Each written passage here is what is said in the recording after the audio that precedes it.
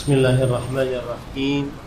Alhamdulillah, kita bersyukur pada Allah Subhanahu wa taala pada hari ini Sabtu malam Ahad, malam yang ke-6 dari bulan Allah Al-Muharram 1448 Hijriah, bertepatan dengan 20 Juni 2026.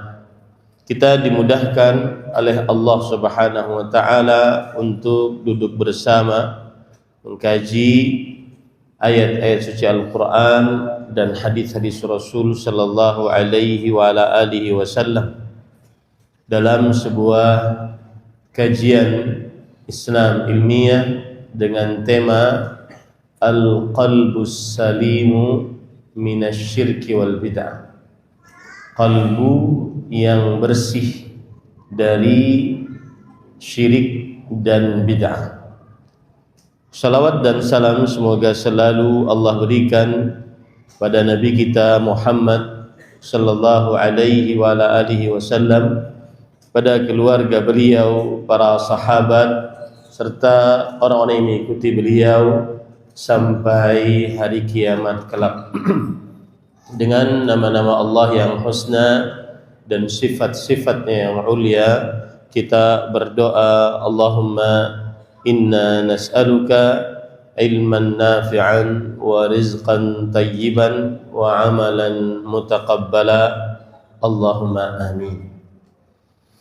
Ahibati fillah, afani Allah wa iyyakum. Bapak, Ibu, saudara-saudari jamaah Masjid Jenderal Ahmad Yani, Kota Malang, Jawa Timur yang saya cintai karena Allah. Semoga Allah Subhanahu wa taala selalu memberikan afiat dan keberkahannya di dunia dan di akhirat kepada kita seluruhnya. Tema yang berkaitan dengan qalbu atau hati adalah tema yang penting karena para ulama rahimahumullahu taala menyatakan al-qalbu malikul a'dha.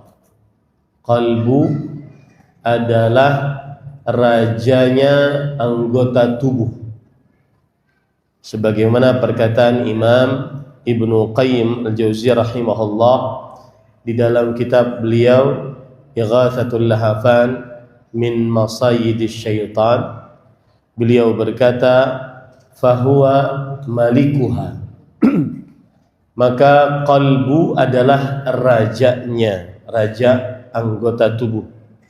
Wahiyal munaffidhatu lima ya'muruha bihi, dan dia adalah mesin penggerak terhadap apa yang diperintahkan olehnya.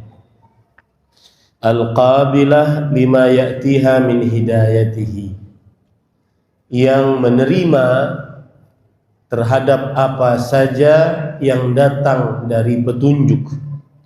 Wala yastaqimu laha syai'un min a'maliha hatta tasduru an qasdihi wa niyyatihi, dan tidak akan lurus anggota tubuh sesuatu apapun dari amalan-amalan anggota tubuh sampai tumbuh dari qalbu berupa niat dan maksud. Wa huwal mas'ulu anha kulluha, wahwal mas'ulu anha kulliha, dan dialah yang ditanya tentang anggota tubuh kelak, yaitu qalbu kita. Lianna kulla ra'in mas'ulun an ra'iyati, karena setiap pemimpin bertanggung jawab atas yang dipimpinnya. Intinya perkara hati atau qalbu adalah perkara yang penting. Dilihat dari sisi apa? Dilihat dari sisi bahwa qalbu adalah malikul a'dha, Qalbu adalah raja anggota tubuh. Anggota tubuh kita semangat beramal ibadah karena qalbunya. Anggota tubuh kita malas beramal ibadah karena qalbunya. Saya beri contoh. Allah Subhanahu wa taala berfirman tentang orang-orang munafik. Innal munafiqina yukhadi'una Allah wa huwa khadi'uhum wa idza qamu ila salati qamu kusala yura'una an-nas wa la yadhkuruna Allah illa qalila. Yang artinya sesungguhnya orang-orang munafik menipu Allah dan Allah membalas tipuan mereka.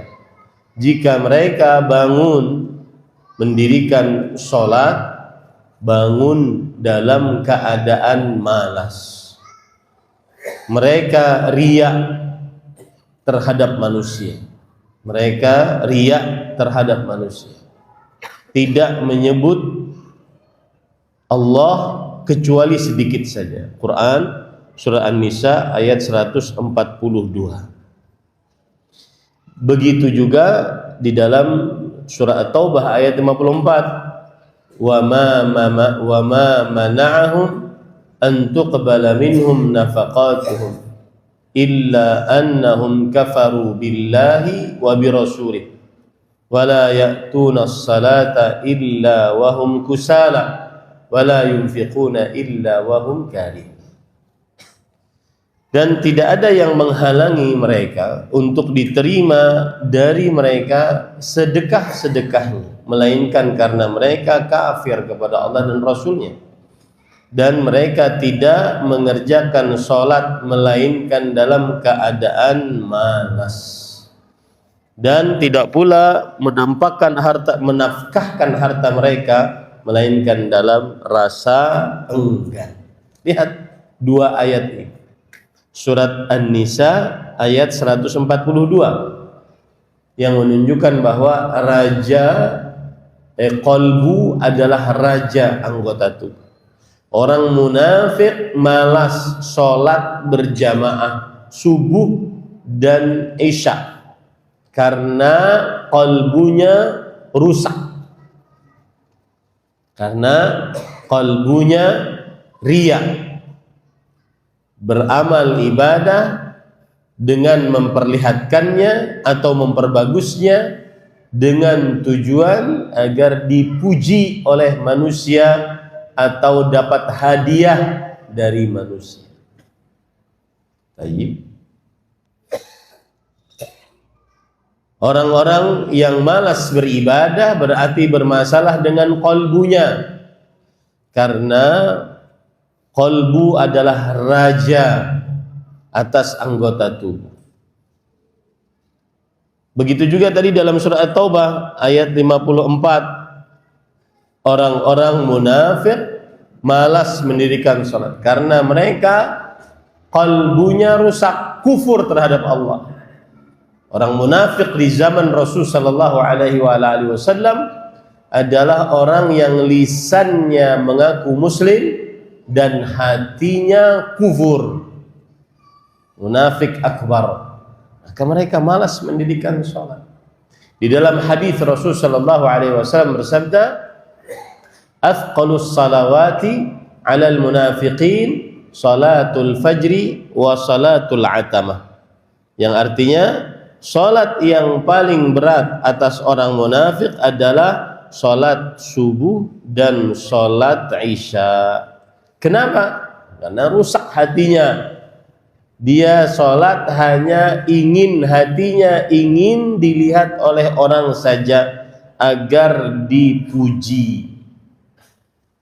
Ya. Sekali lagi, tema saya ingin membuktikan dari perkataan tadi ini bahwa tema tentang hati, qalbu yang bersih itu penting. Kenapa? Karena qalbu adalah malikul a'dha. Qalbu adalah raja anggota tubuh. Apabila raja memerintah, maka anggota tubuh akan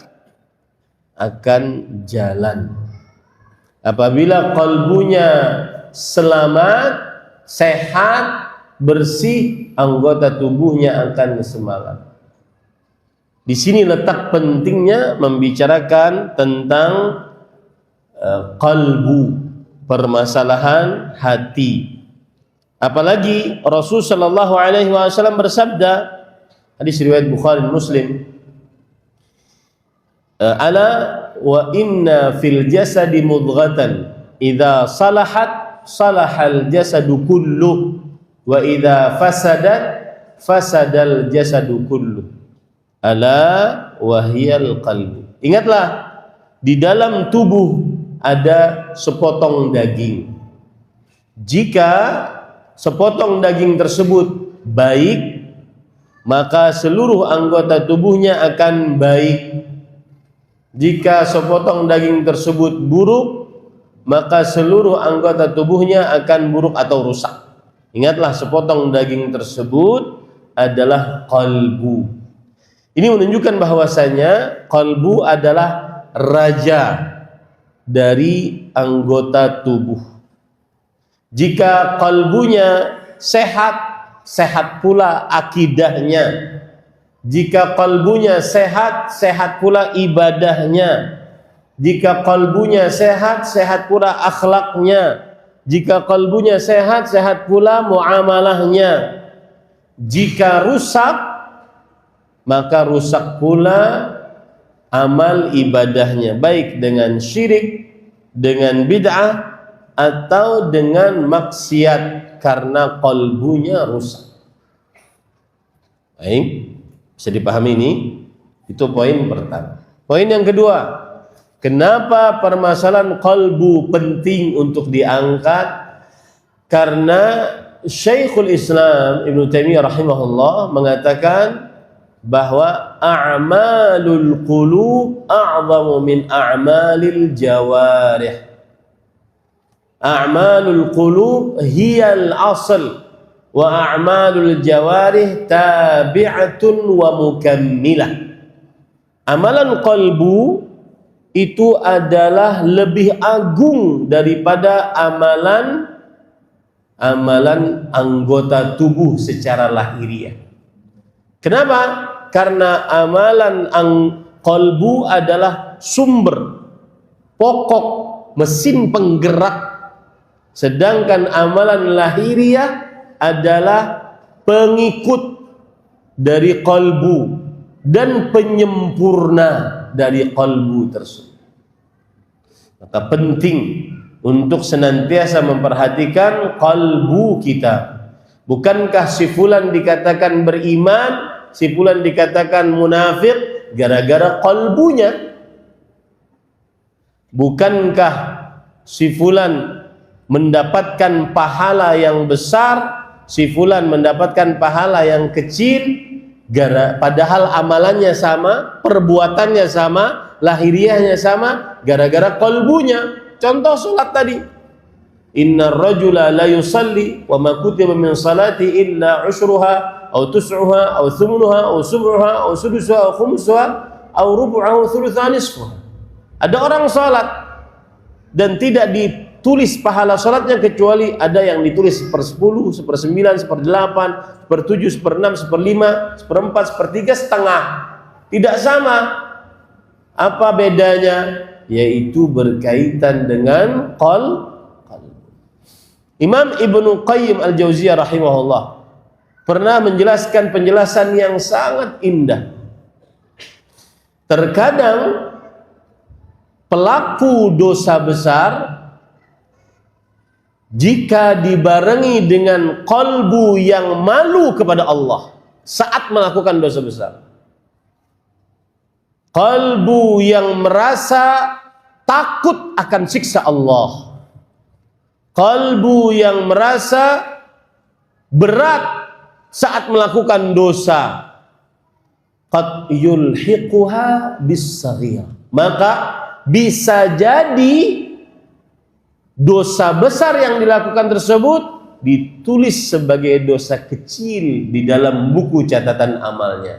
Sebaliknya, jika dosa besar, dosa kecil dikerjakan dengan ma'a qillatil haya, dikerjakan dengan sedikitnya rasa malu, wasyu'ur bil 'idham, dan tidak mempunyai rasa berat saat melakukan dosa tersebut, wa adamil khauf minallah, tidak merasa takut dengan mengerjakan dosa kecil tersebut, qad yulhiquha bil kabira, maka dosa yang meskipun dikerjakan dianggap sebagai dosa kecil, terkadang itu ditulis di buku catatan amalnya sebagai dosa besar. Kemudian beliau mengakhiri perkataan beliau, hadza ma yarji'uhu ila ma yaqumu bihil qalb. Ini semua kembali kepada apa yang tegak di dalam kalbu seseorang. Ada pengagungan kalbunya terhadap Allah atau tidak, atau malah meremehkan Allah Subhanahu wa taala. Di situ letak pentingnya perkara qalbu. Makanya tema kita adalah tentang qalbu. Baik, tema kita adalah qalbu yang bersih atau selamat di dalam bahasa Al-Qur'an. Allah berfirman dalam surah Asy-Syu'ara ayat 88-89. Yauma la yanfa'u malun wala banun illa man atallaha biqalbin salim. Pada hari kiamat tidak bermanfaat harta apapun dan anak siapapun. Di situ ada nafi dan setelahnya nakirah yadullu 'alal umum. Harta apapun tidak ada manfaatnya nanti di hari kiamat. Anak siapapun tidak akan ada manfaatnya di hari kiamat, karena seluruhnya nafsi-nafsi, sendiri-sendiri. Kecuali illa man atallaha biqalbin salim, kecuali orang yang datang kepada Allah dengan al-qalbus salim, kalbu yang bersih, kalbu yang selamat. Selamat dari apa? Dari hal-hal yang dimurkai oleh Allah, kesyirikan, kekafiran, kemunafikan, kebid'ahan, kemaksiatan, dan seterusnya. Ini para ikhwan yang dirahmati oleh Allah Subhanahu wa taala. Allah juga menyebutkan tentang qalbun salim untuk Nabi Ibrahim alaihissalam dalam surat As-Saffat ayat 83 sampai 84. Wa inna min syi'atihi la Ibrahim idz jaa'a rabbahu biqalbin salim. Dan sesungguhnya dari kelompoknya adalah Nabi Ibrahim alaihissalam ketika ia datang dengan qalbun salim. Maka Ibrahim alaihissalam datang kepada Allah dengan hati yang bersih. Bagaimana hati yang bersih itu?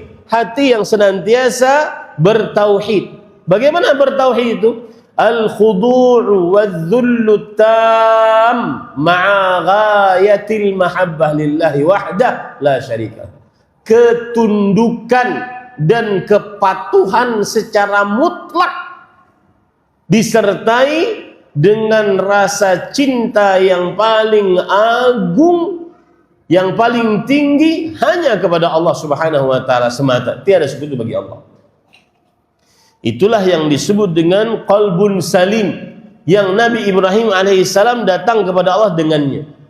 Beliau tidak beribadah kecuali hanya kepada Allah, tidak berdoa kecuali hanya kepada Allah, tidak punya rasa takut yang dibarengi dengan pengagungan dan ketundukan kecuali hanya kepada Allah, tidak memiliki rasa harap yang dibarengi dengan pengagungan dan ketundukan kecuali hanya kepada Allah. Itulah qalbun salim. Ini para ikhwan yang dirahmati oleh Allah Subhanahu wa taala. Nah, kalau sudah kita pahami apa itu qalbun salim, kalbu yang selamat, dan sedikit menyimpang tentang Qalbu kalau kita lihat tadi hadis Rasul sallallahu alaihi wasallam, dia adalah memang ada lahiriahnya. Ala wa inna fil jasadi mudghatan. Ingatlah di dalam tubuh ada sepotong daging. Jadi memang dia ada dagingnya, ada bentuk lahiriahnya. Makanya Jibril alaihi salam beberapa kali membelah dada Rasul sallallahu alaihi wasallam. Kemudian mengeluarkan qalbu Rasulullah sallallahu alaihi wasallam, kemudian memisahkan hal yang buruk dari qalbu Rasul sallallahu alaihi wasallam. Dan Jibril alaihissalam berkata, "Hadza hadzu syaitan mink." Inilah bagian syaitan darimu. Dipisahkan dari qalbu Rasul sallallahu alaihi wasallam, kemudian dibasuh dengan air Zam-Zam, kemudian dimasukkan lagi, kemudian dijahit sebagaimana orang menjahit. Sampai Anas bin Malik radhiyallahu anhu, yang merupakan orang dalamnya Rasul sallallahu alaihi wasallam, karena beliau pembantu Rasul sallallahu alaihi wasallam. Beliau berkata, "Fara'aitu athara dzalikal mikhyat ala sadri." Aku melihat bekas jahitan tersebut pada dada Rasul sallallahu alaihi wasallam. Ini menunjukkan bahwa kalbu memang ada materinya, tetapi yang susah untuk dicerna dan bisa dicerna hanya dengan keimanan. Hubungan kalbu dengan ketundukan dan kepatuhan. Hubungan kalbu dengan niat hanya untuk kepada Allah, itu tidak bisa dicerna kecuali dengan iman kepada Allah Subhanahu wa taala. Hubungan kalbu sebagai penggerak anggota tubuh, penyemangat anggota tubuh, ini tidak bisa dipahami kecuali dengan iman. Silahkan cek ahli kedokteran, bagaimana caranya kalbu yang tadi lahiriah itu ada hubungannya dengan keinginan untuk beramal ibadah, semangat berjuang untuk Islam. Itu nggak akan pernah dapat, karena itu adalah urusan Allah Subhanahu wa taala. Paham ini para ikhwan yang dirahmati oleh Allah. Taib. Itulah yang dimaksud dengan hati yang bersih. Nah, sekarang yang kita bicarakan adalah hati yang bersih dari syirik dan dari bid'ah. Dan ingat, para ikhwan yang dirahmati oleh Allah, mungkin ustadz-ustadz kita sering menjelaskan tentang tauhid, kemudian mencontohkan tauhid. Tauhid adalah beribadah hanya kepada Allah, tidak berdoa kepada orang yang sudah mati, tidak memakai jimat, tidak pergi ke dukun, tukang ramal, pawang hujan, tidak percaya tukang ramal. Itu bagus, itu tauhid.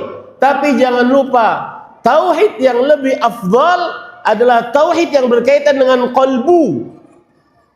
Tidak bersandar qalbu kecuali hanya kepada Allah. Itu tauhid lebih afdal daripada hanya sekedar lahiriah saja.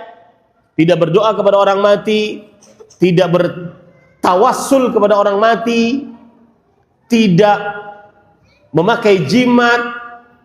Dan termasuk jimat, sedikit menyimpang, termasuk jimat yang kadang-kadang tidak dirasa. Di mobil diletakkan, di mobil digantung pangkat tentara bintang 5. Tujuannya apa tuh, Pak? Hah? Agar tidak ditilang. Itu ketergantungan kalbu kepada benda yang digantung dibandingkan ketergantungan kepada Allah Subhanahu wa taala. Itu menyimpang dari tauhid. Sebagian orang kadang-kadang tidak pakai jimat, saya tidak pergi ke dukun, tidak percaya kepada tukang ramal, tidak percaya kepada pawang hujan, tidak percaya kepada kuncen-kuncen pantai selatan dan gunung Merapi. Tetapi kalbunya masih bersandar kepada selain Allah, terlalu mengagungkan selain Allah. Saya beri contoh, kalau ditelepon oleh orang yang dianggap bisa membantunya dalam urusan dunia, nunduk setunduk-tunduknya. Siap, siap dan siap, siap, siap. Padahal di telepon nunduk. La ruku' wala sujud illallah. Tidak ada rasa harap, rasa takut yang dibarengi dengan ketundukan dan kepatuhan kecuali hanya kepada Allah Subhanahu wa taala. Itu kalbu yang bersih dari kesyirikan. Maka pada ikhwan yang dirahmati oleh Allah Subhanahu wa taala, kita akan membahas bagaimana kalbu kita supaya bersih dari kesyirikan. Bukan hanya kesyirikan yang lahiriah, tetapi juga yang batiniah. Bersandar dengan sebab, seakan-akan sebab segalanya, padahal sebab tidak akan jadi sebab tanpa musabbibul asbab, tanpa Allah yang menjadikan sebab itu sebagai sebab. Bersandar kepada makhluk. Ini pada ikhwah yang dirahmati oleh Allah Subhanahu wa taala. Baik. Itu tadi poin tentang qalbun salim, hati yang bersih, hati yang selamat. Ada beberapa poin yang saya sampaikan, yaitu perkara qalbu penting untuk dibicarakan karena dia raja anggota tubuh.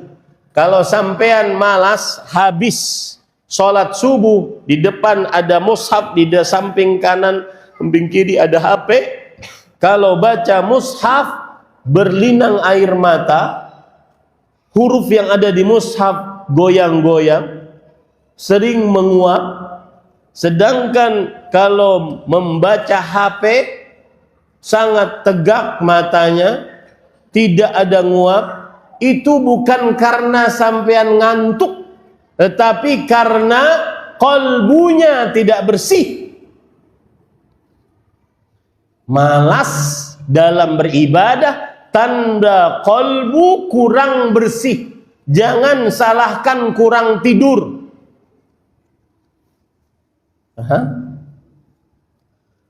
Malas melangkahkan kaki sholat berjamaah, selalu saja ada alasannya. Jangan salahkan kegiatan duniawi banyak, tetapi salahkan kalbunya sedang tidak baik-baik saja. Itu poin yang saya sebutkan tadi. Yang kedua poin yang saya sebutkan adalah bahwa amalan kalbu lebih agung dibandingkan amalan lahiriah. Dengannya orang mengetahui mana yang munafik, mana yang beriman. Dengannya pahalanya lebih besar.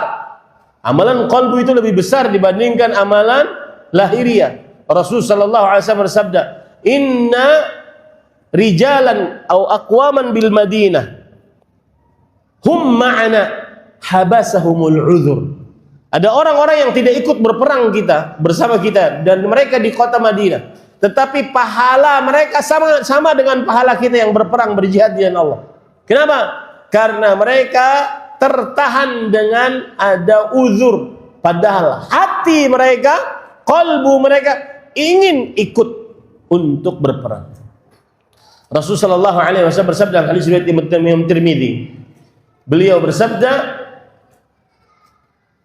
"Man sa'ala syahadata bisidqin ballaghahu Allah manazil syuhada walau mata ala firash." Barang siapa yang meminta kepada Allah agar mati syahid dengan benar, dengan jujur dari kalbunya, Allah akan sampaikan dia kepada derajat orang yang mati syahid meskipun dia meninggal di atas kasur. Itu pentingnya kalbu yang bersih. Bisa meninggikan derajat, membesarkan pahala, bisa mendapatkan pahala walaupun belum beramal. Kalbunya yang bersih. Kemudian saya singgung tadi permasalahan tentang apa itu kalbu yang bersih. Maka kalbu yang bersih adalah kalbu yang bersih dari kekufuran, kesyirikan, kemunafikan, kebid'ahan dan perbuatan maksiat. Baik. Tema kita adalah hati yang bersih dari syirik dan bid'ah. Saya akan jelaskan tentang kesyirikan agar kita menjauhi dan qalbu kita menjauhi. Syirik secara bahasa adalah diddul infirad, kebalikan dari sendiri, itu syirik. Atau asy-syafa' atau yadullu 'alal muqaranah, jumlah bilangan yang genap secara bahasa itu syirik. Atau kebalikan menunjukkan kepada bersama, bersyarekat, itu syirik secara bahasa. Adapun syirik secara istilah syariat adalah taswiyatu ghairillah billah fi syai'in min khasaisillah, menyamakan selain Allah dengan Allah di dalam perkara yang khusus milik Allah Subhanahu wa taala. Lihat pengertian syirikan. Menyamakan. Kata kunci kesyirikan ada pada penyamaan. Taswiyah bahasa Arab. Penyamaan. Menyamakan selain Allah. Selain Allah siapa saja dan apa saja. Mau makhluk yang tercipta dari cahaya yang paling mulia, Jibril alaihissalam, atau makhluk yang tercipta dari tanah yang paling mulia, Nabi kita Muhammad sallallahu alaihi wasallam, atau makhluk yang tercipta dari api, atau hewan, atau bebatuan, atau pepohonan, apa saja dan siapa saja, menyamakan selain Allah, apa saja dan siapa saja dengan Allah. Jangan terbalik ya, jangan terbalik. Syirik adalah menyamakan selain Allah dengan Allah, jangan terbalik. Bukan menyamakan Allah, bukan. Menyamakan selain Allah dengan Allah di dalam perkara yang khusus milik Allah. Apa perkara khusus milik Allah? 3. Yang pertama, kekuasaan, penciptaan, pengaturan, kekuasaan. Maka ini khusus milik Allah. Allah berfirman dalam Al-Quran, Alhamdulillahi Rabbil Alamin. Segala puji hanya milik Allah. Kenapa Allah dipuji? Rabbul Alamin. Rabb yang memelihara alam semesta. Pengaturan, penciptaan. Allah Subhanahu wa taala berfirman, Qulillahu khaliqu kulli syai'. Katakanlah, Allah pencipta segala sesuatu. Hal min khaliqin ghairullah? Apakah ada pencipta selain Allah? Hal di sini ada tussual litakrir wa ma'nahu nafi. Hal di sini adalah huruf untuk bertanya, untuk menekankan pembicaraan, dan maknanya adalah peniadaan. Kalau kita terjemahkan dalam bahasa Indonesia, tidak ada peniadaan yang mencipta selain Allah. Hal min khaliqin ghairullah? Tidak ada yang mencipta selain Allah Subhanahu wa taala. Maka penciptaan, kekuasaan, kekhususan milik Allah Subhanahu wa taala. Termasuk di dalamnya pengetahuan akan hal gaib. Itu khusus milik Allah Subhanahu wa taala. Bahkan Nabi kita Muhammad sallallahu alaihi wasallam tidak mengetahui akan hal gaib. Allah berfirman, Alimul ghaib fala yudhiru ala ghaibihi ahadan. Allah yang maha mengetahui akan hal gaib. Allah tidak memperlihatkan ilmu gaibnya kepada seorang pun. Saya sering mengatakan peniadaan dan setelahnya nakirah menunjukkan kepada keumuman. Kepada seorang pun Allah tidak berikan. Kepada Nabi Allah tidak berikan. Illa man irtadha min rasul, kecuali yang Allah ridai dari para rasul. Itu pun tidak semua. Makanya Allah Subhanahu wa taala berfirman menjelaskan bahwa Nabi Muhammad sallallahu alaihi wasallam tidak mengetahui hal ghaib. Walau kuntu a'lamul ghaib lastakthartu minal khair. Kalau aku mengetahui akan hal gaib, maka niscaya aku akan perbanyak kebaikan. Wa ma massani misu. Dan tidak akan ada aku tertimpa keburukan. Buktinya beliau di peperangan Uhud terluka. Saat berdakwah ke Taif, maka beliau terluka. Dan itu hal yang paling menyedihkan di dalam qalbu Nabi Muhammad sallallahu alaihi wasallam, menunjukkan bahwasanya beliau tidak mengetahui hal gaib. Kalau seandainya Nabi Muhammad sallallahu alaihi wasallam mengetahui akan hal tidak mengetahui akan hal gaib, maka orang-orang yang derajatnya jauh di bawah Rasul sallallahu alaihi wasallam lebih lagi tidak mengetahui hal gaib, kecuali kalau dia menganggap wali lebih afdal daripada nabi, dan itu ajaran tasawuf yang menyimpang. Saya bisa buktikan ini. Saya ulangi ya. Nabi Muhammad SAW tidak mengetahui akan hal gaib, apalagi orang-orang yang di bawah Nabi Muhammad SAW. Maka siapa saja mengetahui akan hal gaib berarti bertentangan dengan ayat Al-Quran, bertentangan dengan kenabian Nabi Muhammad SAW. Kecuali kalau dia mengakui seorang wali lebih afdal daripada Nabi, dan itu diucapkan, tertuliskan di dalam buku-buku yang menganut pemahaman tasawuf. Ini para ikhwah yang dirahmati oleh Allah Subhanahu wa taala. Baik. Sampai mana tadi? Pengertian kesyirikan. Menyamakan selain Allah dengan Allah dalam perkara yang khusus milik Allah. Khusus milik Allah yang pertama adalah rububiyah. Kekuasaan, penciptaan, pengaturan. Qul man yarzuqukum minas samai wal ard. Qulillah. Katakan, siapa yang memberikan rezeki kepada kalian dari langit dan bumi? Katakanlah Allah. Ini para ikhwan yang dirahmati oleh Allah. Qalbu yang salim, ini saya sedikit menyimpang tentang keadaan ekonomi kita, yang katanya sulit, tetapi tetap saja banyak yang beli mobil, tetap saja banyak yang liburan, tetap saja banyak yang masih banyak yang makan enak. Jangan mau untuk diprovokasi. Antum sholat berjamaah maghrib, kajian ini sudah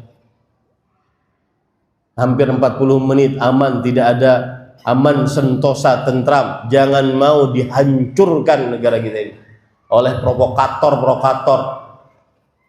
Jangan mau. Saya pernah datang, kawan saya dari Palestina, tinggal di Gaza, datang ke Indonesia. Kemudian beliau mengisi ke beberapa pengajian di daerah kami. Beliau mengatakan, ya Ahmad, ihmadillah ala ni'matil amn, la yash'uruha illa man faqadah. Wahai Ahmad, kata beliau, bersyukur atas nikmat keamanan. Tidak ada yang merasa besar nikmat keamanan kecuali yang hilang darinya keamanan.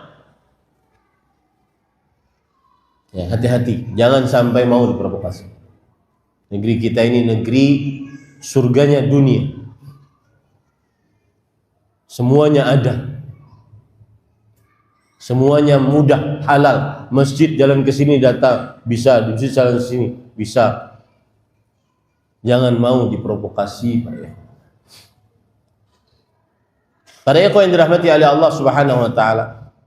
Kembali ke permasalahan tadi, masalah rezeki. Kenapa saya mengaitkan dengan rezeki? Perhatikan, saya akan sampaikan tentang beberapa hal yang berkaitan dengan rezeki, ya, para ikhwah yang dirahmati oleh Allah Subhanahu wa taala. Yakini baik-baik, termasuk hal yang kekhususan Allah, tidak ada yang memberikan rezeki kecuali Allah. Yang pertama, yang kedua, rezeki sudah ditetapkan oleh Allah. Yang ketiga, rezeki sudah dijamin oleh Allah. Yang keempat, seseorang tidak akan pernah mati kecuali sudah menyempurnakan rezekinya yang sudah ditetapkan oleh Allah. Itu tauhid. Itu hasil qalbu yang bersih.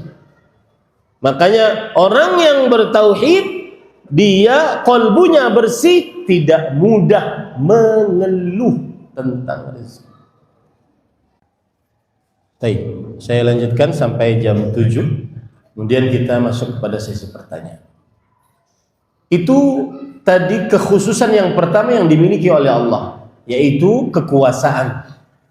Termasuk bagian dari kekuasaan penciptaan, pengaturan dan kekuasaan. Al-khalqu wal mulku wat tadbir. Tidak ada yang memiliki ini kecuali Allah. Apabila ada selain Allah disamakan dengan Allah dalam perkara ini, maka berarti itu kesyirikan. Kemudian yang kekhususan yang kedua adalah asma wa sifat, nama-nama dan sifat-sifat Allah. Maka termasuk kekhususan yang dimiliki oleh Allah adalah memiliki nama-nama yang husna. Arti nama-nama yang husna adalah allati balagatil husna ghayatah, yaitu yang nama-nama yang mencapai puncak kebagusannya. Tidak ada nama yang paling bagus dan sampai puncak kebagusan kecuali Allah Subhanahu wa taala. Itu kekhususan milik Allah. Makanya tidak boleh orang bernama Rahman tanpa ada abdu di depannya. Tidak boleh orang bernama Razzaq tanpa ada abdu di depannya, karena itu khusus milik Allah. Tidak ada orang boleh bernama Muhammad Al-Khaliq, nggak boleh. Karena Al-Khaliq adalah Allah Subhanahu wa taala. Ada lagi Al-Fatir, Fatirus samawati wal ardh. Jauhi nama-nama tersebut, karena itu kekhususan milik Allah Subhanahu wa taala. Kemudian sifat-sifat Allah yang ulia, yang maha sempurna, tidak kita rubah makna atau lafaz dari sifat tersebut, tidak kita tolak, ingkari sifat tersebut, tidak kita menanyakan bagaimana hakikat sifat tersebut, dan tidak kita takwil, menafsiri dengan tafsiran-tafsiran yang bermacam-macam terhadap sifat tersebut, atau kita tidak misalkan sifat-sifat Allah dengan sifat-sifat makhluk. Karena sifat-sifat yang ulia, yang maha sempurna, hanya milik Allah Subhanahu wa taala. Itu kekhususan yang kedua. Kekhususan yang ketiga yang dimiliki oleh Allah adalah yaitu ibadah. Segala macam bentuk ibadah kekhususan milik Allah.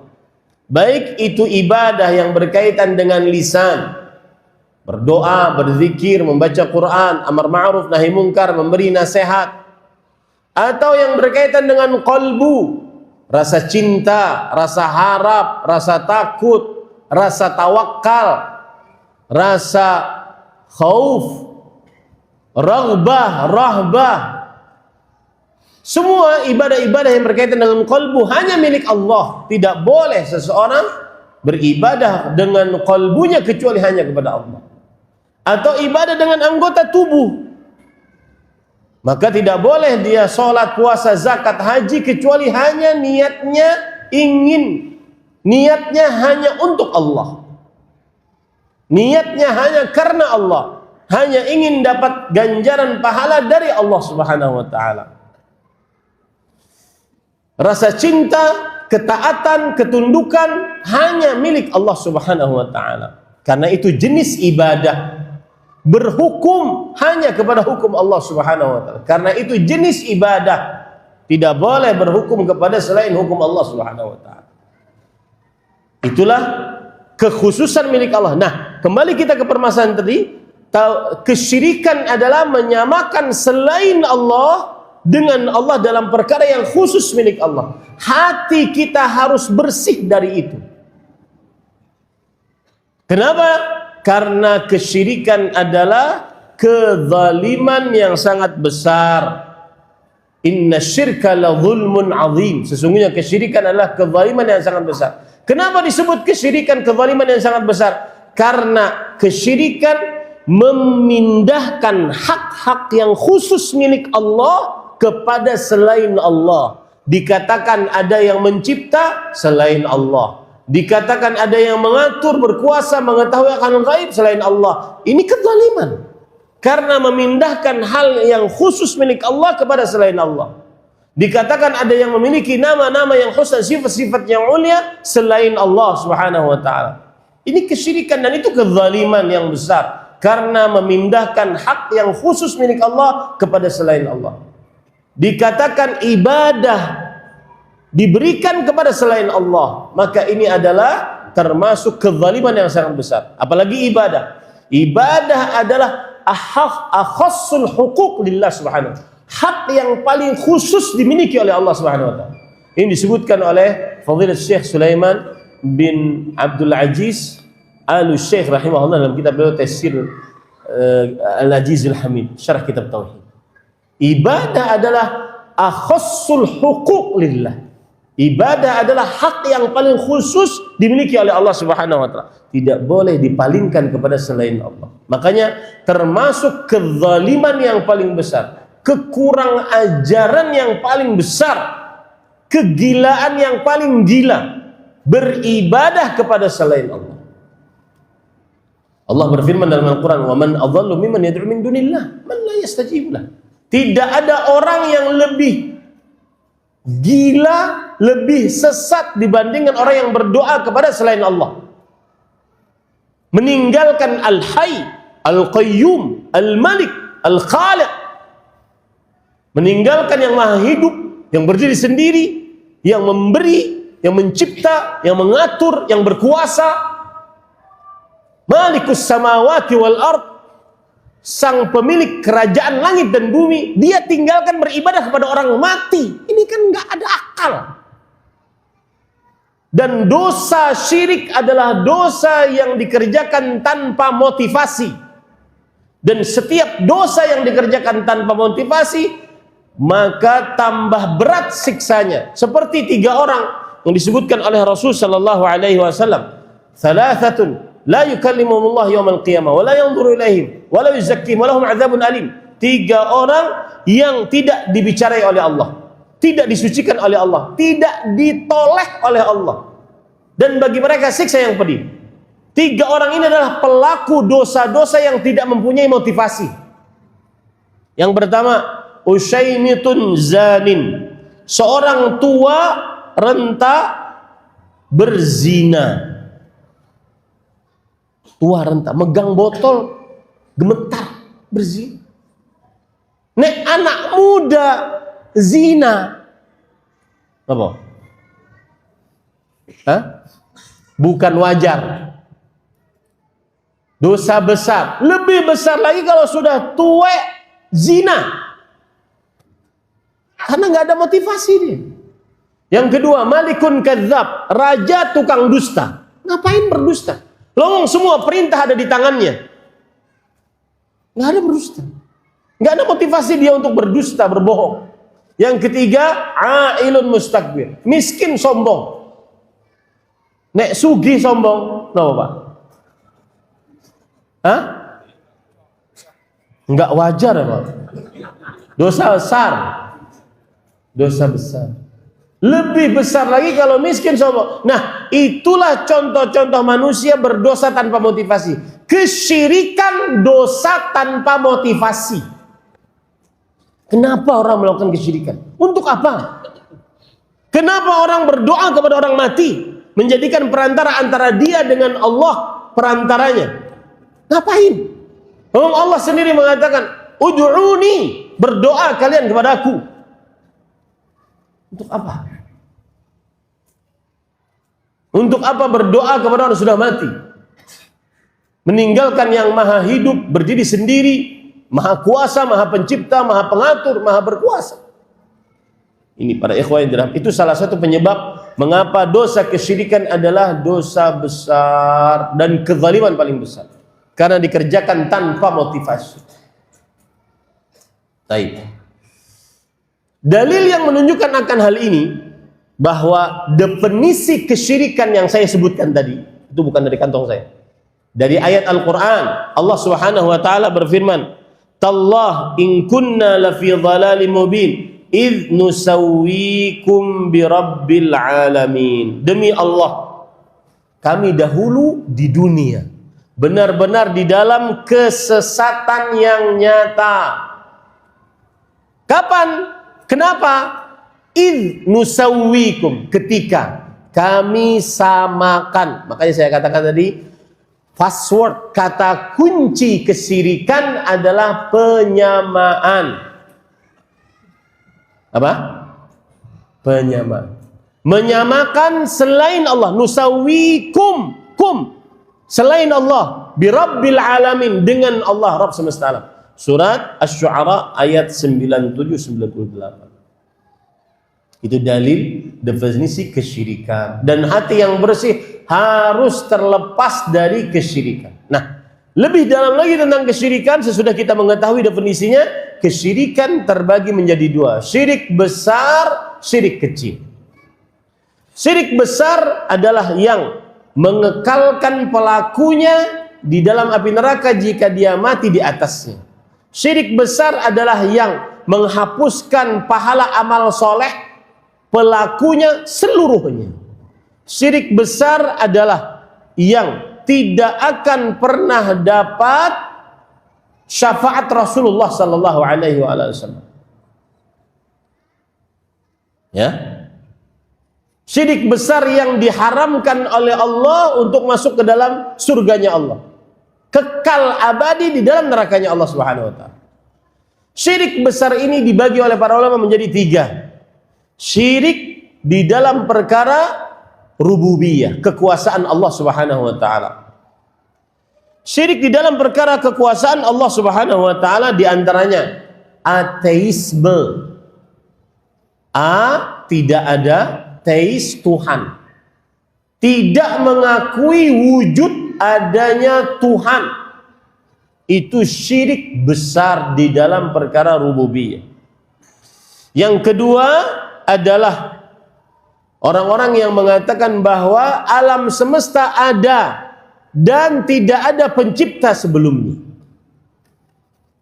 Teori Big Bang. Alam semesta ini ada dan tidak ada pencipta alam semesta. Yang ketiga yaitu orang-orang yang menjadikan sekutu bagi Allah Subhanahu wa taala di dalam kekuasaan. Ada yang mengaku seperti kaum Nasrani yang menjadikan Tuhan menjadi tiga. Tiga dalam satu, satu dalam tiga. Atau kaum Majusi yang mengatakan ada Tuhan baik, Tuhan buruk, yin yang. Atau kaum Qadariyah yang mengatakan bahwa hamba saya mencipta perbuatan saya. Saya sedang mengangkat botol ini dengan kekuasaan saya tersendiri.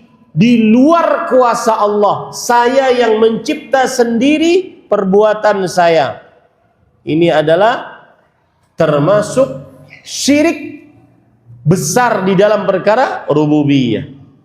Termasuk di dalamnya adalah yang menyatakan bahwa hujan turun karena bintang fulan.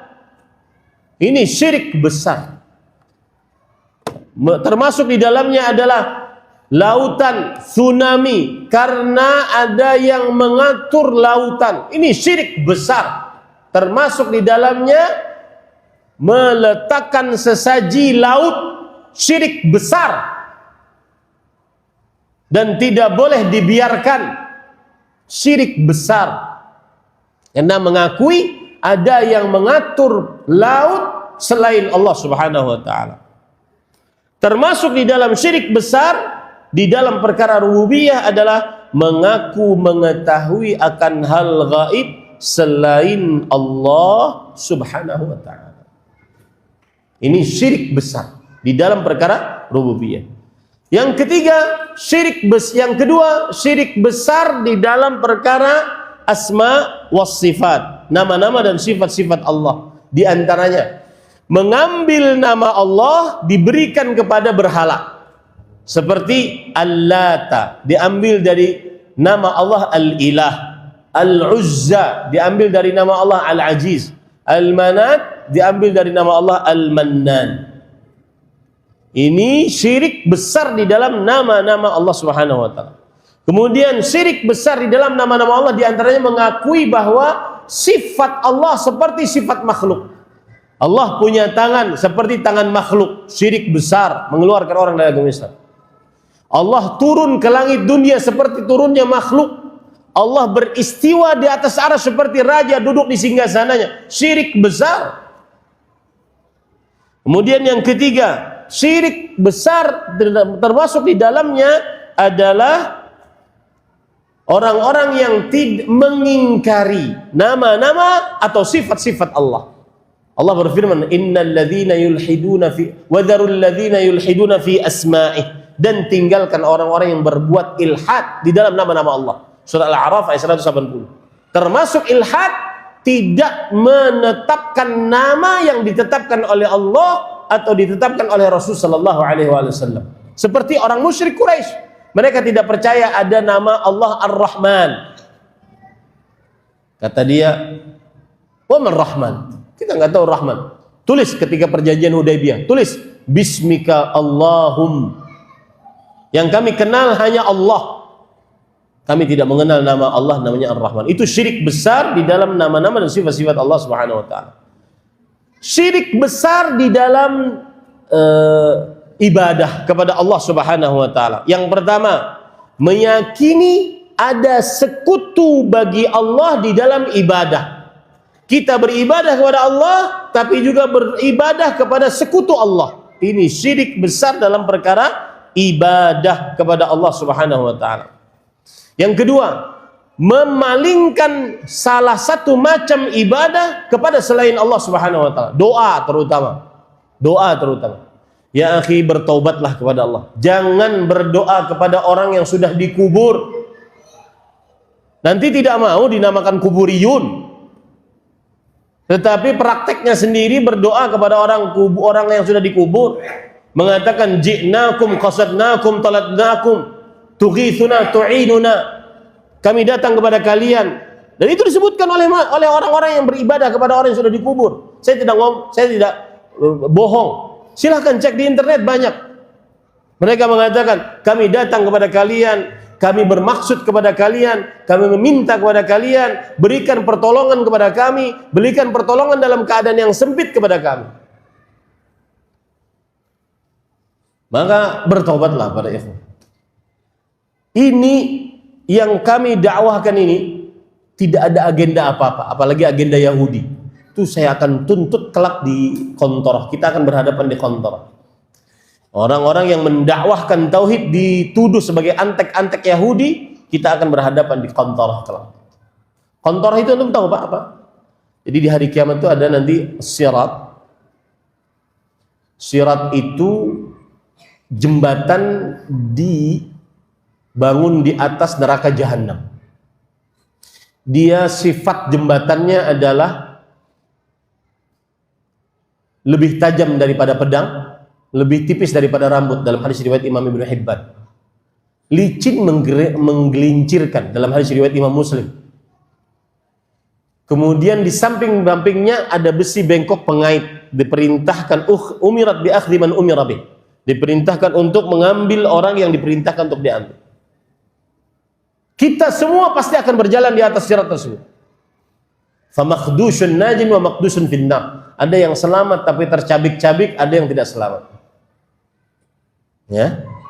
Maka setelah selamat, Rasulullah SAW bersabda, "Idza khalasal mu'minuna minan nar." Jika orang-orang yang beriman telah selamat dari api neraka, itu selamat dari sirat. Persis seperti yang disebutkan oleh Allah dalam surat Maryam, "Wa in minkum illa wariduha kana 'ala rabbika hatman maqdiyya, thumma nunajjil ladzina taqaw wa nadharu adh-dhalimina fiha jithiya." Tidak ada di antara kita kecuali akan melewatinya, mendatanginya, pasti akan berjalan di situ. Kemudian, dan itu sudah ketetapan Allah. Kemudian kami selamatkan orang-orang yang bertakwa dan kami biarkan orang-orang yang berbuat zalim bertekuk lutut di situ. Nah, kalau orang-orang yang beriman selamat dari sirat, ya, summa hubisu biqantarah. Dia didiamkan di qantarah. Qantarah jembatan kecil bainal jannati wan nar. Hubisu biqantarah bainal jannati wan nar. Dia didiamkan di jembatan kecil antara surga dan neraka. Liyuqasu ba'dhum ba'dha.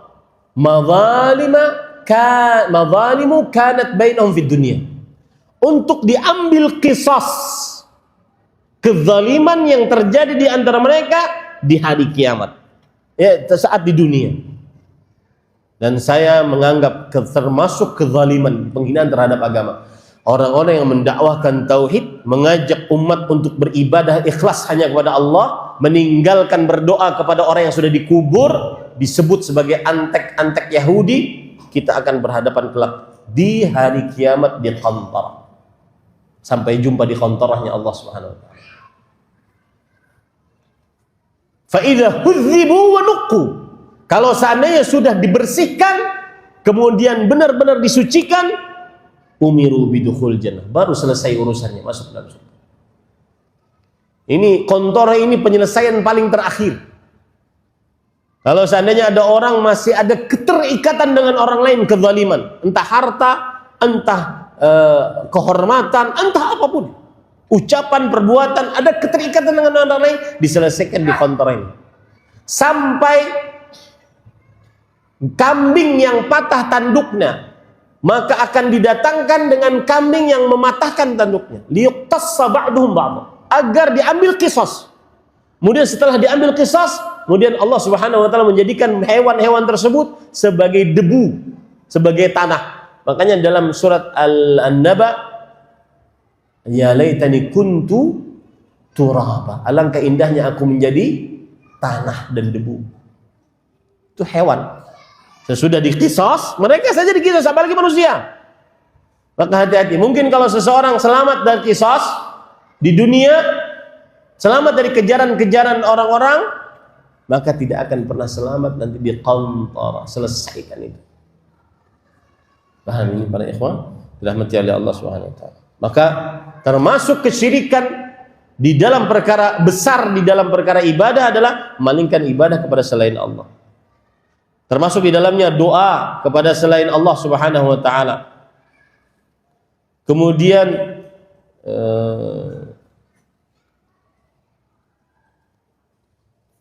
segala macam ibadah seperti niat kepada selain Allah, rasa takut yang dibarengi pengagungan kepada selain Allah, rasa cinta yang dibarengi pengagungan kepada selain Allah, rasa harap yang dibarengi pengagungan kepada selain Allah, kemudian menyembelih, kemudian bernazar, itu semua ibadah, maka tidak boleh dipalingkan kepada selain Allah. Siapa yang memalingkan kepada selain Allah, maka syirik besar. Baik. Sedikit saya minta tambahan dari panitia.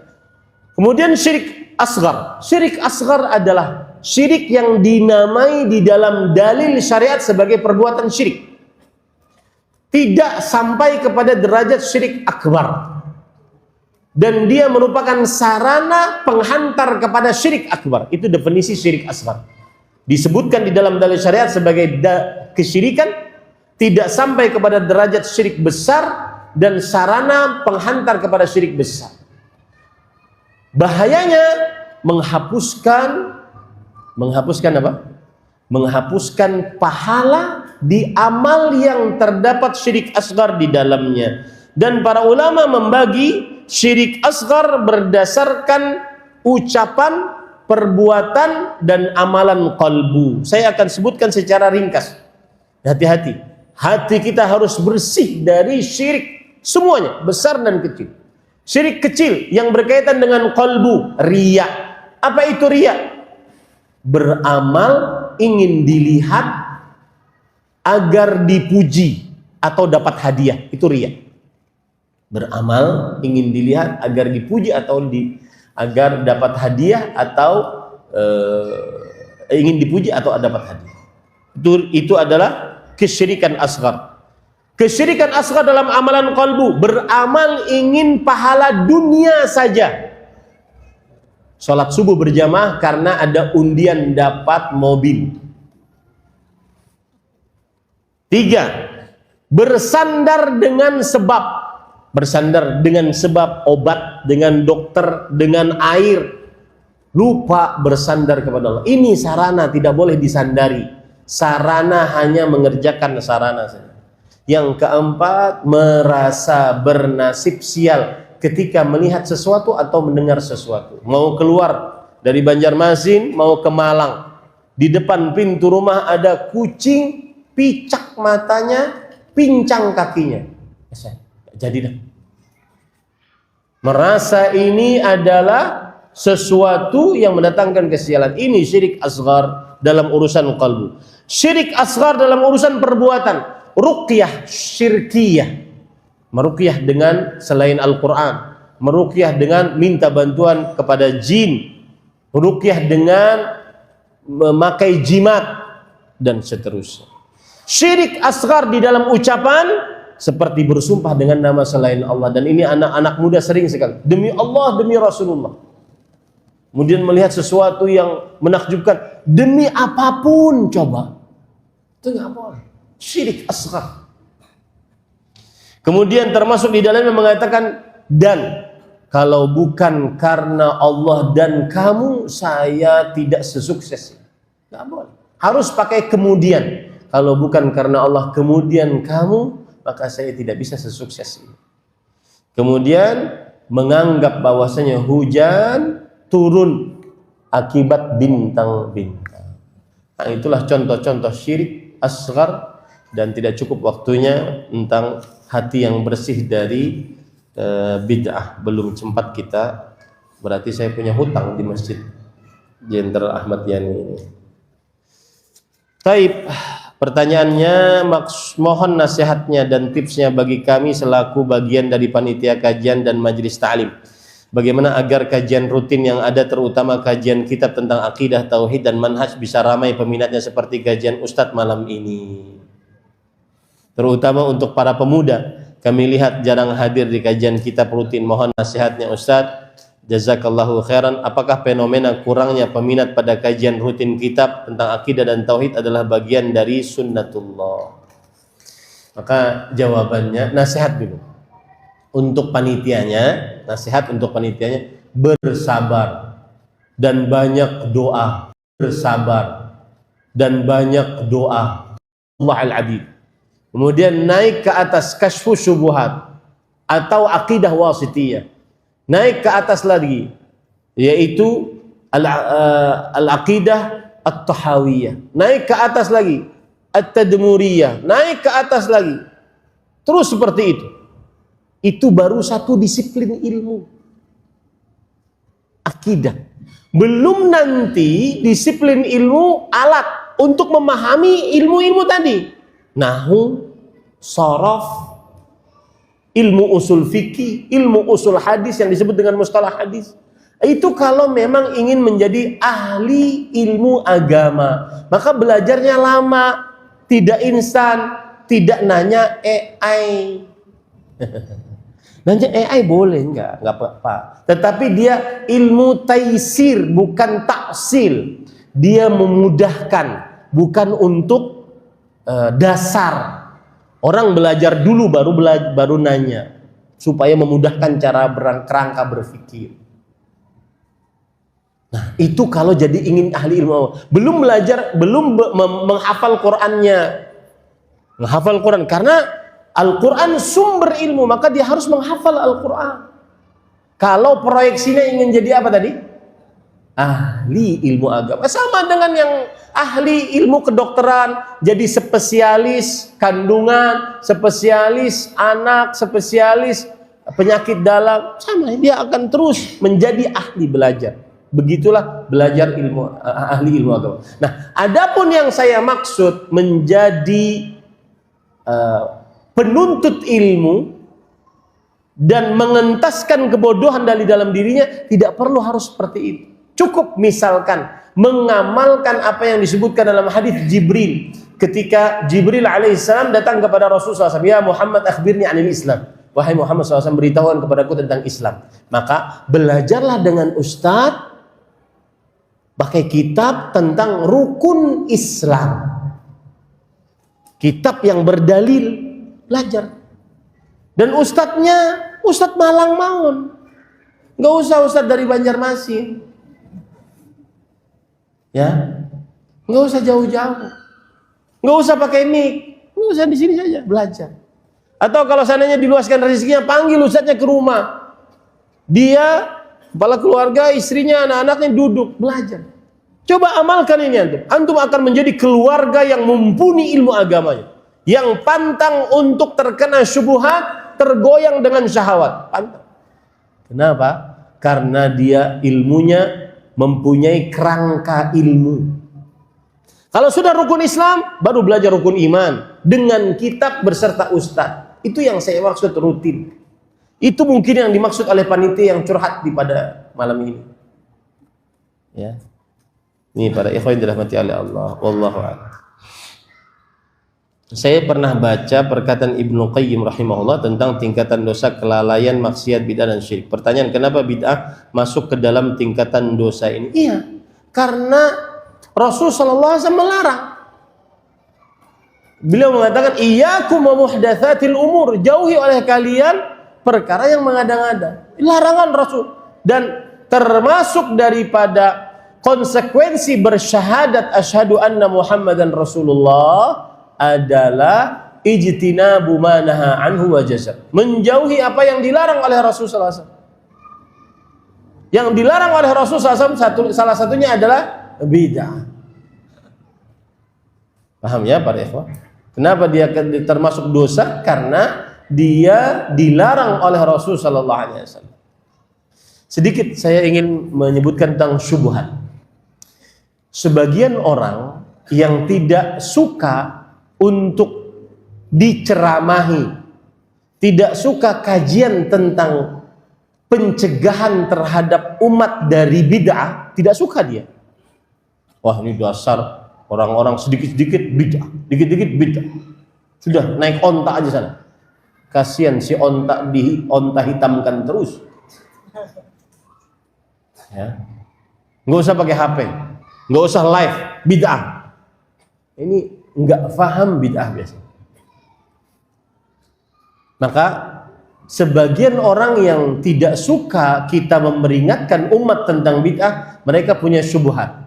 Salah satu syubhatnya adalah, nah, nanti saya akan ke rukun Islam ya, ingetin saya. Biasanya lupa. Salah satu syubhatnya adalah bahwa bid'ah itu bukan hukum. Hukum dalam agama Islam cuma 5. Wajib, sunnah, mubah, makruh, haram. Enggak ada hukum bid'ah, enggak ada. Paham enggak maksud saya? Pernah enggak dengar syubhat ini? Pernah kan? Maka jawabannya, bro, bid'ah itu jenis perbuatan maksiat dan hukumnya haram. Persis seperti orang bermaksiat dengan maksiat apapun. Judi, zina, membunuh tanpa kebenaran, termasuk di dalamnya yang diharamkan adalah perbuatan bid'ah. Jadi syubhatnya apa Ustaz? Syubhatnya adalah bahwa orang-orang yang sedikit-dikit bid'ah ini kadang-kadang dia tidak paham hukum Islam. Hukum Islam itu cuma 5. Wajib, sunnah, mubah, makruh, haram. Enggak ada bid'ah. Dikit-dikit bid'ah. Nah, kita katakan bid'ah itu jenis perbuatan maksiat. Hukumnya apa? Haram. Paham ini para ikhwan? Nah, orang akan paham kalau belajar tentang rukun Islam dari bid'ah ini. Kalau dia mempelajarinya di mana Ustaz? Rukun Islam yang pertama, asyhadu alla ilaha illallah wa asyhadu anna Muhammadan Rasulullah. Kalau dia belajar asyhadu anna Muhammadan Rasulullah, konsekuensi dari bersyahadat Muhammad Rasulullah adalah mempercayai apa yang diberitakan oleh Rasul, taat apa yang diperintahkan, menjauhi apa yang dilarang, dan tidak beribadah kecuali dengan yang disyariatkan oleh Rasulullah sallallahu alaihi wasallam. Nah, ini. Dan yang seperti ini menjawab pertanyaan yang sering sekali ditanyakan, Ustadz, bagaimana mendakwahi keluarga yang masih melakukan bid'ah? Maka jangan disinggung bid'ahnya, orang marah. Tetapi ajarkan makna dan konsekuensi dari 2 kalimat syahadat. Saya beri contoh. Contoh makna la ilaha illallah. rukun la ilaha illallah, syarat la ilaha illallah, pembatal la ilaha illallah, konsekuensi la ilaha illallah. Nanti turun makna asyhadu anna Muhammadar Rasulullah. Kemudian konsekuensi asyhadu anna Muhammadar Rasulullah. Jelaskan itu. Tanpa antum singgung tentang perbuatan bid'ah, dia akan paham, oh bid'ah enggak boleh. Karena kita sudah jelaskan tentang makna dua kalimat syahadat. Begitu cara berdakwah. Wallahu a'lam. Ada pertanyaan? Silahkan Pak. Terima kasih Ustaz. Nah. Ada mic biar didengar oleh yang lain.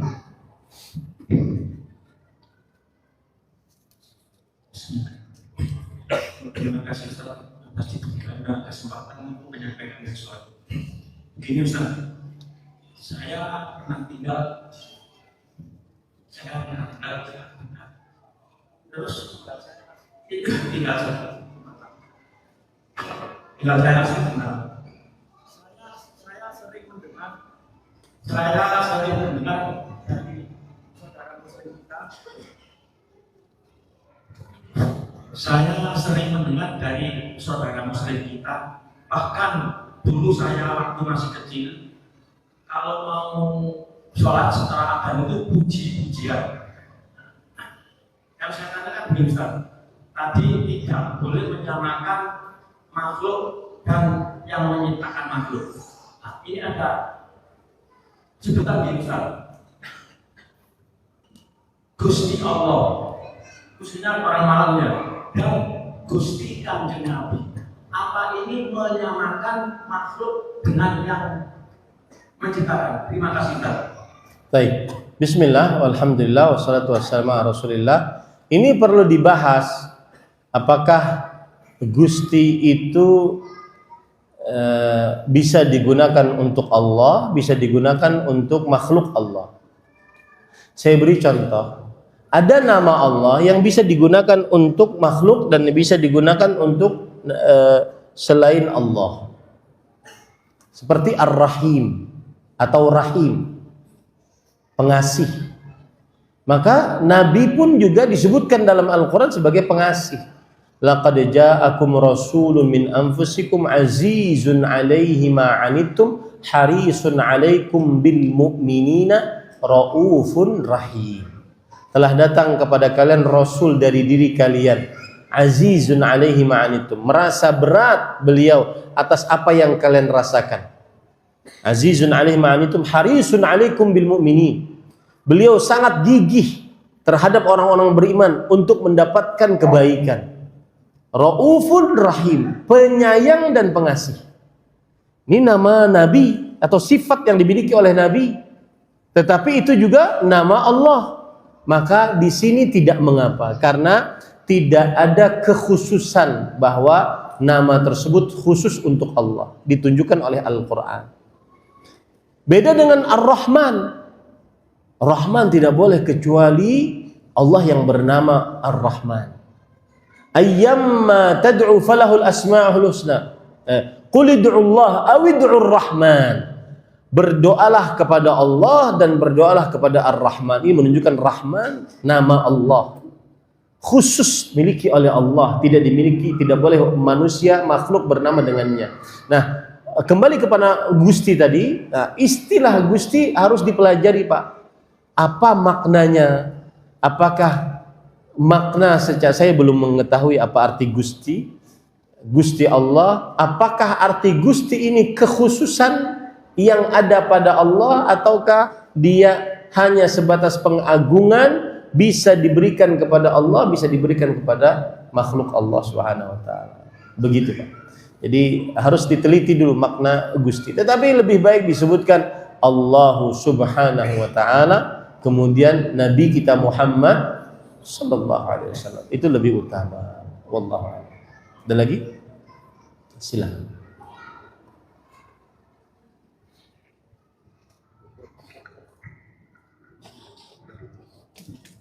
Afwan Ustaz, saya mau bertanya mengenai kalbu. Yang pertama, kalbu itu sebenarnya letaknya di mana? Terus Kemudian yang kedua, bagaimana mengukur kolbu kita itu sudah berapa persen baik, terus bagaimana memperbaikinya. Terus supaya kita tahu bahwa kolbu yang bersih itu mungkin bercermin pada Rasulullah ya. Tetapi untuk mengukur diri kita itu seberapa. Kemudian begini. Udah 3 itu Pak. Ya artinya itu berkaitan dengan satu kolbu. Makanya saya bilang kolbu. Silahkan bercanda. Yang menjadi worry saya antara kolbu dengan pikiran itu membedakannya bagaimana? Kadang-kadang kolbu tertutup oleh pikiran, tapi pikiran itu kalah sama apa yang ada dalam kolbu. Terima kasih Ustaz. Bismillah, alhamdulillah. Tadi sudah saya singgung sebenarnya. Jadi kolbu itu ada materi yang memang dia daging, sepotong daging. Nah, yang susah dicerna oleh otak kita, karena sampai di situ saja otak kita.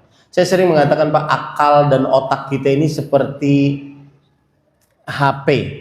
HP kita, kalau kita naik pesawat kemudian dia ke atas, meskipun masih on, tidak di play mode, maka dia kalau sudah lewat teritorialnya, maka dia tidak bisa menerima sinyal. Bukan begitu? Nah, begitulah bentuk akal kita dan otak kita.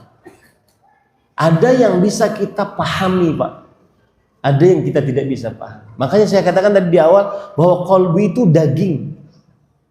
Buktinya daging apa? Memang dia diambil oleh Jibril, dibersihkan, kemudian yang hitamnya dibuang, kemudian dimasukkan lagi, ada jahitannya. Berarti kan kolbu itu memang ada fisiknya gitu, ada materinya di dalam dada seseorang. Cuma yang masih membingungkan dan membagongkan gitu ini, karena kemaharendahan akal kita ini adalah bagaimana dia hubungan dengan pikiran, ketundukan, kepatuhan tadi. Nah, itu tidak bisa yang menjelaskannya kecuali Allah Subhanahu wa taala. Sama dengan ini, Pak. Janin. Perempuan kalau tidak hamil dia haid. Kalau dia hamil, darah haidnya berubah menjadi asupan makanan, masuk ke dalam plasenta. Itu susah. Saya belum pernah baca jurnal yang bisa membuktikan bahwasanya gimana cara darah haid berubah menjadi asupan makanan untuk janin. Nah, itu akal otak manusia belum sampai ke situ. Sama dengan kolbu itu, ketika Bapak tadi letaknya itu di mana Ustaz? Secara lahiriah fisiknya di dada Pak, bagian kanan, bagian kiri. Nah, ya, nah, apakah itu disebut jantung? Disitulah nanti khilaf para ulama. Ketika Rasulullah SAW tadi mengatakan, ingatlah bahwa di dalam jasad ada sepotong daging. Apabila dia baik, maka seluruh anggota tubuh akan baik. Apabila dia rusak, seluruh anggota tubuh akan rusak. Ingatlah, itu adalah qalbu. Dari sini sebagian orang mengatakan, oh itu jantung. Ada yang mengatakan otak. Ada yang mengatakan perasaan. Jadi dia masih misteri, Pak. Paham maksud saya, Pak? Tapi fisiknya ya tadi dia qalbu. Yang kita tidak bisa memahaminya, qalbu ini kaitannya dengan ketundukan pada wahyu. Kemudian qalbu kita bisa menangis, membuat kita air mata menangis. Nah, itu tidak bisa kita pikirkan, Pak. Paham ya, Pak? Kalau itu Bapak bertanya tentang di mana letak qalbu. Baik. Pertanyaan yang kedua, bagaimana kita mengukur qalbu kita ini salim atau tidak? Sebenarnya dilihat dari jawarih kita, anggota tubuh kita. Selamat atau tidak? Terutama Pak, lisan, falatati lisan. Para ulama mengatakan kullu syai'in bima fihi yundahu. Yang artinya segala sesuatu yang ada di dalam akan keluar dengan sendirinya. Saya beri contoh, Pak. Qalbu yang rusak akan menghasilkan lisan yang rusak. Maka jangan ngaku qalbu bersih kalau misalnya lisannya penuh dengan caci maki. Jangan. Seperti mahasiswa-mahasiswa yang menghina Bapak Kepala Negara kita, biadab, tolol, ya, itu hasil dari qalbu yang busuk, hasil dari qalbu yang busuk. Karena seseorang akan terlihat dari falatati lisani. Ustadz, antum lihat Ustadz ceramah, dia ceramah tentang apa? Contoh-contohnya tentang apa? Itulah yang ada dalam qalbunya.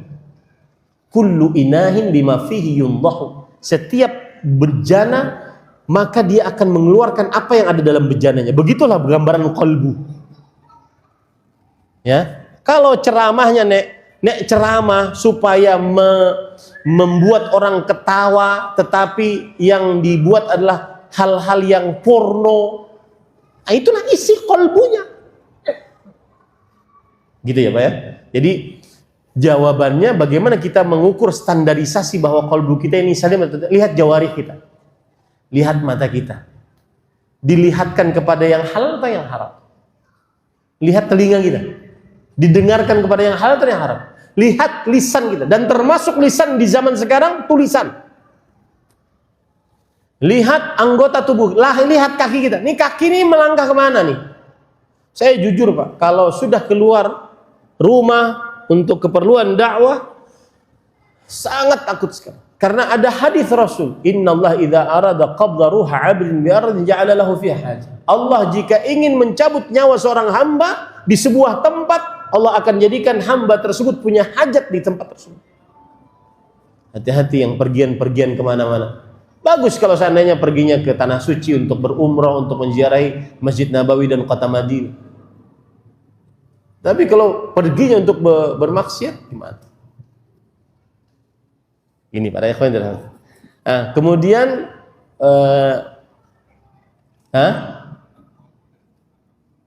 apa hubungan antara qalbu dengan akal? Jawabannya adalah hubungannya dia penggerak akal. Qalbu itu penggerak akal, karena akal bagian dari anggota tubuh. Akal bagian dari anggota tubuh.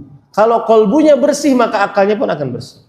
Makanya ini bantahan kepada para perempuan yang mengatakan yang penting kan hatinya, meskipun saya tidak berjilbab. Jawabannya adalah kalau hatimu bersih, niscaya kamu akan apa ya? Jadi hubungannya adalah qalbu rajanya. Akal itu adalah anggota dari qalbu tersebut. Nah, kenapa bisa akal itu tunduk kepada qalbu? Nah, itu tidak bisa kita pahami, Pak. Hanya Allah yang tahu caranya bagaimana. Gitu ya, Pak. Wallahu a'lam. Nah. Boleh menambahkan, Pak. Qalbu berarti bisa dikatakan kebaikan, benar? Saya tidak berani mengatakan itu. Karena saya hanya bisa mengatakan apa yang dijelaskan dalam Al-Quran, hadis, dan perkataan para ulama. Makanya saya tadi mengatakan al-qalbu malikul a'dha. Itu perkataan para ulama. Adapun kita katakan qalbu itu adalah kebaikan, nggak berani saya. Lebih baik kita berkata sebagaimana dijelaskan oleh para ulama saja. Nah, terakhir ya Pak, mungkin ya, terakhir. Cukup lah? Oh cukup sudah. Jazakumullahu khairan kepada DKM Masjid Jenderal Ahmad Yani di Kota Malang, Jawa Timur atas kesempatannya, dan mohon maaf kalau seandainya kajiannya lebih daripada yang sudah ditentukan. Apa yang baiknya dari Allah Subhanahu wa taala, apa yang buruk itu dari saya pribadi, kita cukupkan. Sallallahu Nabi Muhammad, alhamdulillahirabbil alamin. Insyaallah besok subuh lagi dan juga besok maghrib lagi di masjid yang sudah ditentukan. Subhanakallah bihamdik, asyhadu an la ilaha illa anta, astaghfiruka wa atubu ilaik. Wassalamualaikum warahmatullahi wabarakatuh.